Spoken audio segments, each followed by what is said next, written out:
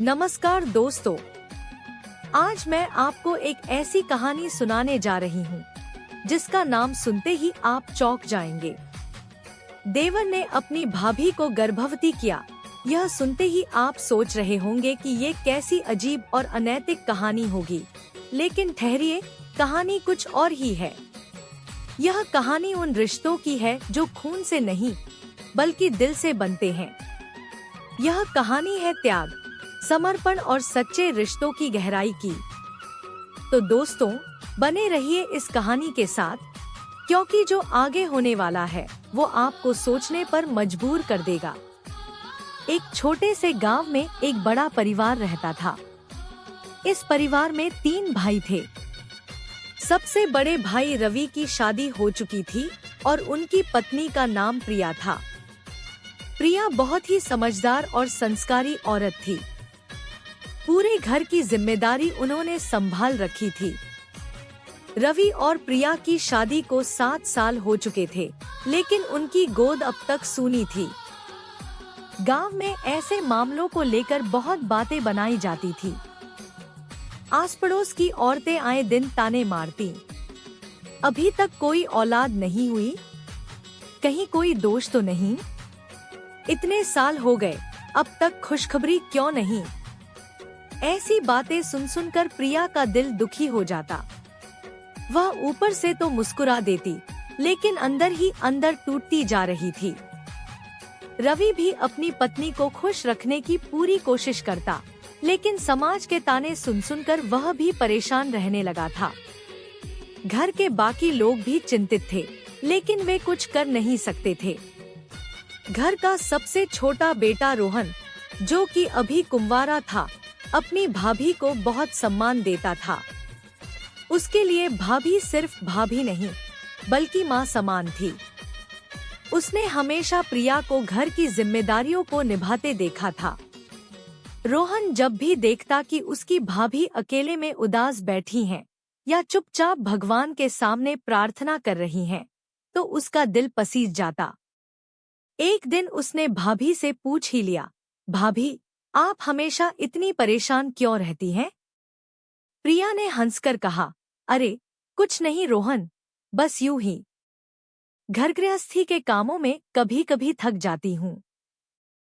लेकिन रोहन जानता था कि बात सिर्फ थकान की नहीं है। रोहन को यह सब देखकर बहुत बुरा लगता था। उसने फैसला किया कि वह अपनी भाभी और बड़े भाई की मदद करेगा। लेकिन सवाल यह था कि आखिर समाधान क्या हो सकता है। एक दिन गांव में एक मशहूर वैद्य पंडित रामदास जी आए। उनके बारे में कहा जाता था कि वे आयुर्वेदिक चिकित्सा में बहुत निपुण थे और उन्होंने कई लोगों की संतान प्राप्ति में मदद की थी। रोहन ने तय किया कि वह वैद्य जी से जाकर मिलेगा। अगली सुबह रोहन वैद्य जी के पास पहुंचा और अपनी भाभी की समस्या बताई। वैद्य जी ने ध्यान से पूरी बात सुनी और बोले, बेटा, संतान सुख कई कारणों से नहीं मिलता। कई बार शरीर में दोष होता है, तो कई बार मानसिक तनाव इसकी वजह बनता है। लेकिन चिंता मत करो, आयुर्वेद में हर समस्या का समाधान है। फिर उन्होंने रोहन को कुछ विशेष जड़ी बूटियों से बनी आयुर्वेदिक दवाएं दी और कहा, इसका नियमित सेवन करने से कुछ ही महीनों में फर्क दिखेगा। साथ ही उन्हें तनाव से दूर रहने और खुश रहने की जरूरत है। रोहन बहुत खुश हुआ और तुरंत घर जाकर भाभी और भाई को यह बात बताई। प्रिया को शुरू में यकीन नहीं हुआ। उसने बहुत इलाज करवा लिए थे, लेकिन कोई फायदा नहीं हुआ था। लेकिन जब रवि और बाकी घरवालों ने भी इस उपाय को अपनाने के लिए कहा, तो उसने कोशिश करने का फैसला किया। प्रिया ने वैद्य जी की दवा लेनी शुरू कर दी और साथ ही अपनी दिनचर्या में बदलाव किया। धीरे धीरे उसका स्वास्थ्य सुधरने लगा। कुछ महीनों बाद प्रिया ने महसूस किया कि उसका शरीर पहले से अलग महसूस हो रहा है। उसे कुछ अजीब सा लगने लगा था। घरवालों के कहने पर जब उसने डॉक्टर से जांच करवाई, तो जो खबर मिली वह पूरे घर के लिए एक चमत्कार से कम नहीं थी। प्रिया माँ बनने वाली थी।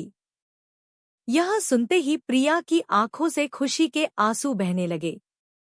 उसने सबसे पहले रोहन को यह खुशखबरी दी और कहा, रोहन, तुमने हमारे लिए जो किया उसका कोई मोल नहीं। अगर तुम न होते तो शायद यह दिन देखने को न मिलता। रोहन ने मुस्कुराकर कहा, भाभी, आप हमेशा हमें खुशियां देती आई हैं, यह तो मेरा कर्तव्य था। अब पूरे घर में खुशियों की लहर दौड़ गई। गांव की वही औरतें जो ताने मारती थीं, अब बधाइयां देने आ रही थी। 9 महीने बाद प्रिया ने एक सुंदर और स्वस्थ बच्ची को जन्म दिया। पूरा घर खुशी से झूम उठा। रवि और प्रिया की आंखों में खुशी के आंसू थे और रोहन को देखकर प्रिया ने कहा, रोहन, यह सिर्फ हमारी बेटी नहीं है, यह तुम्हारी भी जिम्मेदारी है। इस कहानी से हमें यह सीख मिलती है कि परिवार में हर कोई एक दूसरे की मदद कर सकता है। रोहन ने कोई गलत काम नहीं किया, बल्कि अपनी भाभी की तकलीफ को समझकर सही मार्गदर्शन दिया और उनकी मदद की। सच्चे रिश्ते वे होते हैं जहां लोग एक दूसरे के सुख दुख को समझें और हर हाल में साथ दें। तो दोस्तों, यह थी आज की कहानी। उम्मीद करती हूँ कि आपको यह कहानी पसंद आई होगी। अगर आपको यह कहानी अच्छी लगी हो तो मेरे चैनल को सब्सक्राइब करें, वीडियो को लाइक करें और शेयर भी करें, ताकि मैं आप लोगों के लिए इसी तरह की और दिलचस्प कहानियां लाती रहूं। तो चलिए दोस्तों, मिलते हैं फिर से नेक्स्ट वीडियो में। तब तक के लिए धन्यवाद।